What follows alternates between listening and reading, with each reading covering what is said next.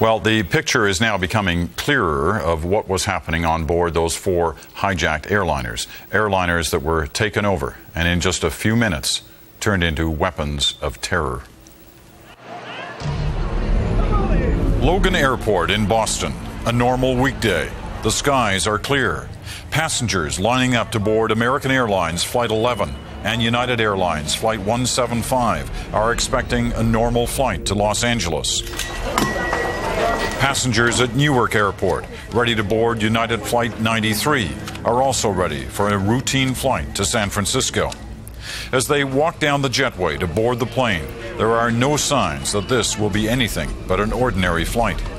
One of over 35,000 flights in the United States on any given day. Most passengers don't know that as they board the plane, the flight attendants are giving each passenger a profile check. Do they look nervous? Is there anything out of the ordinary? Will Engel is a retired American Airlines pilot. The person comes in, they do a profile check. Basically what it is a quick psychological check. Is a person nervous? Are they agitated? What's their mood set? They're trying to find as much information as quickly as possible without taking a lot of time. If there are troubling signs, the flight doesn't leave. But there are no such signs. But there is danger. Each plane has 3 to 6 hijackers on board, armed with box cutters and plastic knives. Some of them have pilot training. At 1:08, American Flight 11 rotates off the runway and climbs into the sky, closely followed by United 175. 2 minutes later, passengers on United Flight 93 watch as the Earth falls away, their final flight. 8:10, Dulles Airport, south of Washington, D.C. American Flight 77 leaves for Los Angeles, the last of the doomed planes to take off. 4 planes, all in the air within 12 minutes. This is no coincidence. If authorities knew one of the planes was hijacked, the other flights wouldn't take off and the airports would be shut down. The first sign that something is wrong comes when American Flight 11 makes a sharp turn south. An aircraft going off its flight plan is a serious matter for air traffic controllers. Minutes later, United Airlines 175 also turns south, off its course. Air traffic controllers are alarmed. Will Engel says the hijackers are not yet flying the planes. The original crew is still at the controls at this point because they're thinking, all right, maybe I can fly this thing to New York City. They probably don't know they're going to the World Trade Center. That's almost a given. The guy just says, all right, turn to this heading. We're going to New York. So the guy turns to that heading that they've already, the hijacker's already got in his, possession. On American Flight 11, a flight attendant calls the airline's operations center. She tells them the plane has been hijacked and the 2 flight attendants have been stabbed. She also tells them the seat number of one of the hijackers. It could turn out to be a hugely important call. It's the first piece of information about who is behind the hijacking.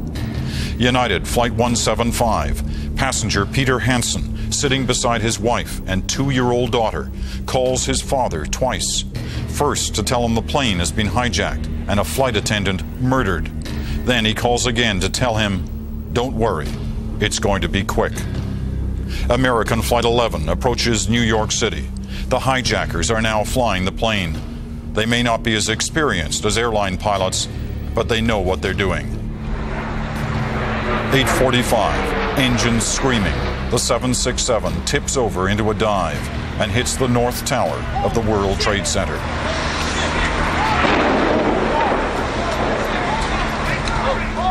Ten minutes later, air traffic control loses contact with American Flight 77. It's flying below radar.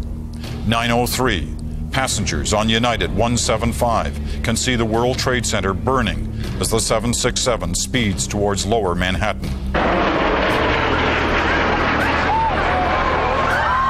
United 175 strikes the World Trade Center's South Tower. The impact is massive. Pratt Whitney's, they were throttled up and they were cooking. So when they hit the building, they were trying to generate as much inertia and energy and expend as much energy when they struck that building as possible. Where the plane went down. Washington, D.C., 9:38. Flying so low that it barely clears streetlights, American Flight 77 plows into the Pentagon and causes a massive explosion. Just 20 minutes later, United Flight 93, which has turned back east over Cleveland, crashes into a field about 120 kilometers from Pittsburgh. Reports indicate there may have been a struggle on board, passengers and hijackers fighting for control of the plane. The investigations are now underway, but we may never know exactly what happened in the horrific final minutes of these 4 flights.